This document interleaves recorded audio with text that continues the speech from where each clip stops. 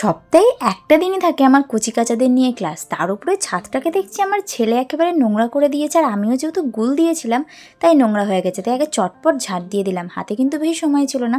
ঝাড় দেওয়ার পরেই ড্রেসটা চেঞ্জ করে আর এসে গেছি গাছে জল দেওয়ার জন্য। 2-3 দিন জল দেওয়া হয়নি, একেবারে শুকিয়ে গেছে, খুব একটা টাইম পাই না সেই জন্য। আজকে অনেকে মিসিং আছে, ক্লাস কামাই করে ফেলেছে সেই জন্য। সবথেকে বড় ব্যাপার কি জানো, পাশের লোককে বা অন্য কাউকে শেখাতে আমার বেশি সময় লাগে না, যত না বেশি শেখাতে সময় লাগে আমার নিজের ছেলেকে। আমি আজও আমার নিজের ছেলেকে একটা পুরো গানে ডান্স করাতে পারিনি।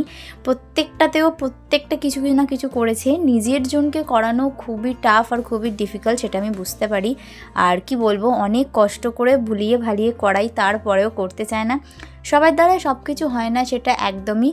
তা ওর যদি বড় হয়ে মনে হয় ও নাচ করবে না, তাহলে ওকে আমি জোর করব না, কারণ যে যার একটা ইচ্ছা আছে, যে যার একটা ভালোবাসা আছে, তাও চেষ্টা করবো যতটা দেওয়া যায়। Bye bye.